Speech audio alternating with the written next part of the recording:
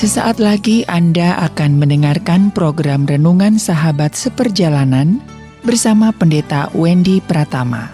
Selamat mendengarkan.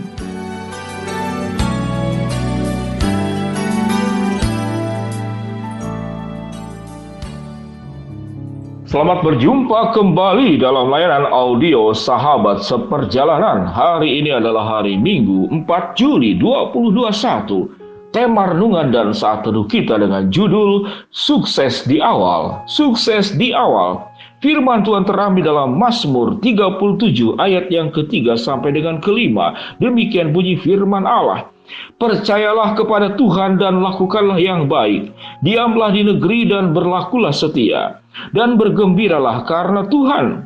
Maka Ia akan memberikan kepadamu apa yang diinginkan hatimu. Serahkanlah hidupmu kepada Tuhan dan percayalah kepada Dia, dan Ia akan bertindak. Mari kita berdoa.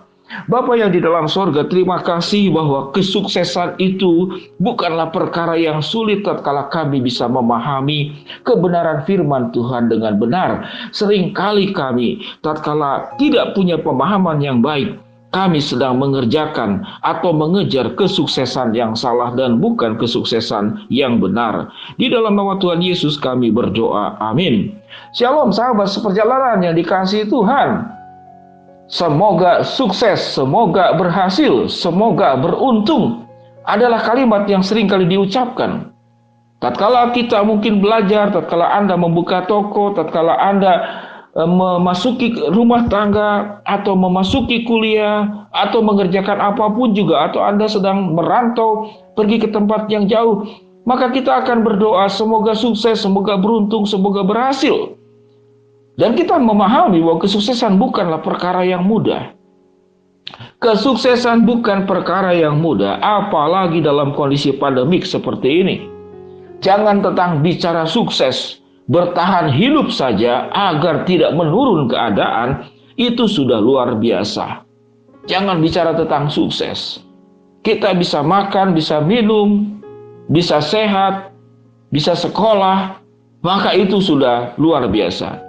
Apa itu kesuksesan menurut firman Allah? Ada kesuksesan yang benar, ada kesuksesan juga yang salah.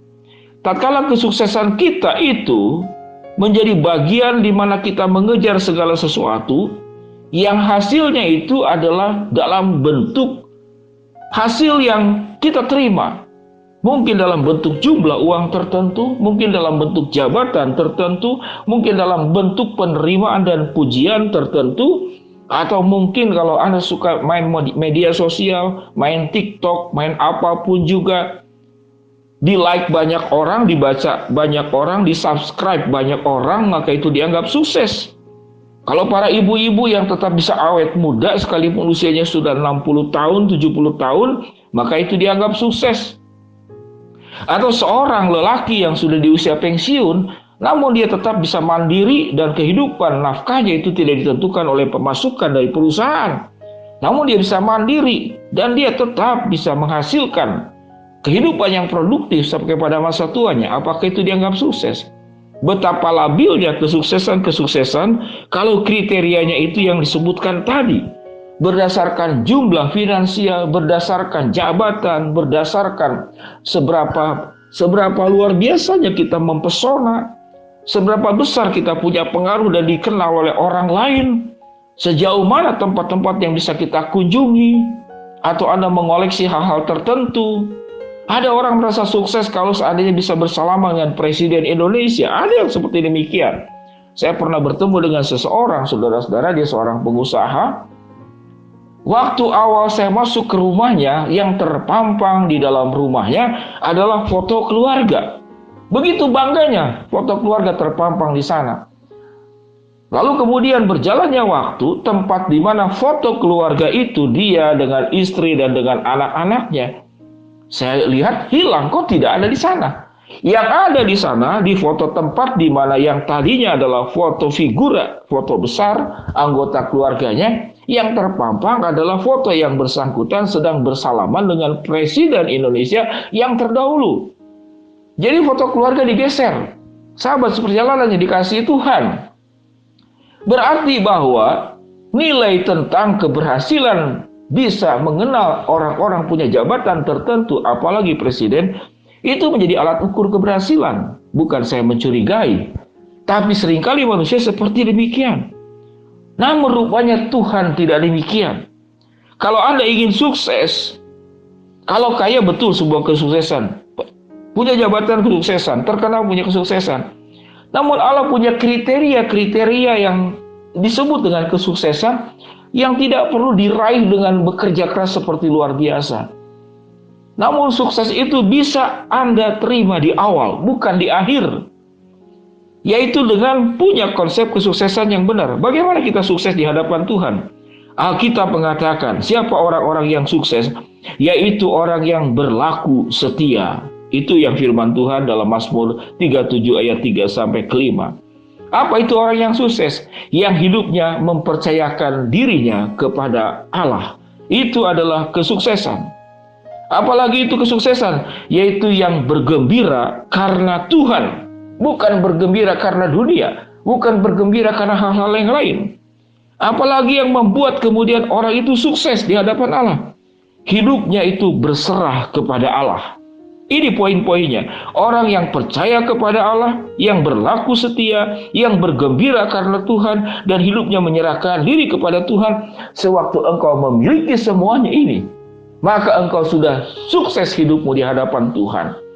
Kehidupan kita yang mempercayai Allah di dalam segala situasi, jatuh bangun, senang susah, naik turun, engkau tetap percaya kepada Allah, maka engkau tetap menjadi orang sukses di hadapan Tuhan.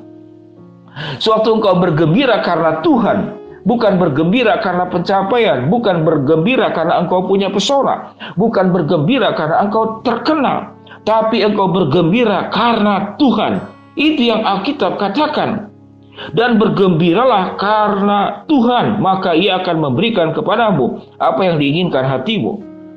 Jadi orang yang bergembira karena Tuhan, karena hidup saya berkenan di hadapan Allah, karena hidup saya benar di hadapan Allah, karena hidup saya ada di dalam jalan Allah, saya tidak menyimpang ke kiri dan ke kanan, saya tidak menyebut nama Tuhan Allah dengan sia-sia, dan hidup saya menjalankan apa yang Tuhan inginkan, maka engkau adalah pribadi yang sukses.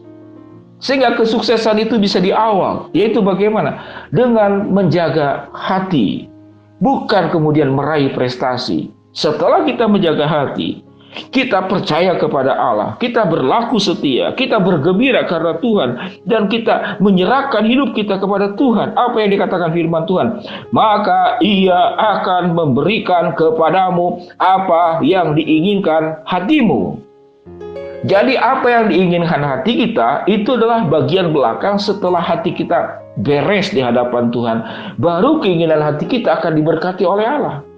Sebelum hidup kita tidak berserah kepada Tuhan, tidak bergembira karena Tuhan, tidak berlaku setia kepada Tuhan, tidak percaya kepada Tuhan, lalu engkau meminta sesuatu dan Tuhan memberikan kepadamu. Tidak ada catatan dalam Alkitab, tapi Tuhan berkata, maka Ia akan memberikan kepadamu apa yang diinginkan hatimu apabila engkau percaya kepada Tuhan, berlaku setia kepada Tuhan, bergembira karena Tuhan, dan menyerahkan hidupmu kepada Tuhan.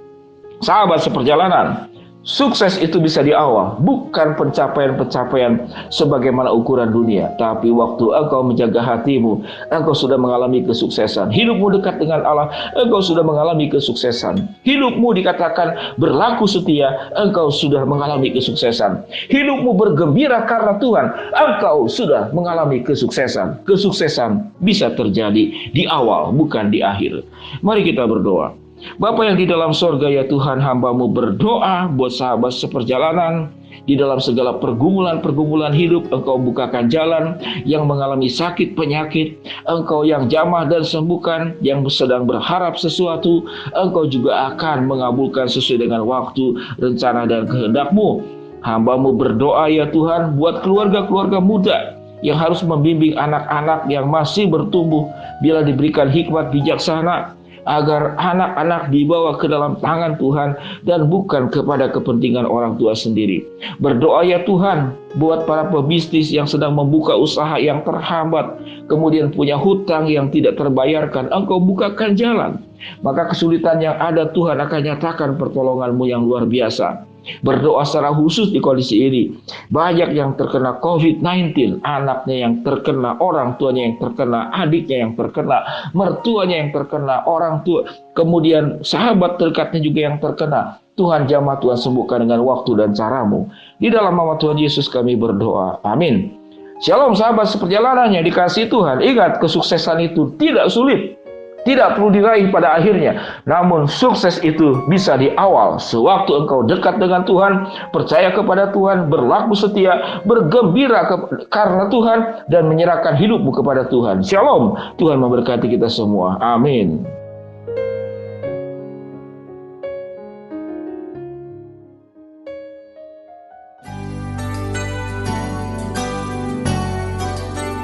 Anda baru saja mendengarkan program Renungan Sahabat Seperjalanan bersama Pendeta Wendy Pratama. Terima kasih atas perhatian Anda. Tuhan Yesus memberkati.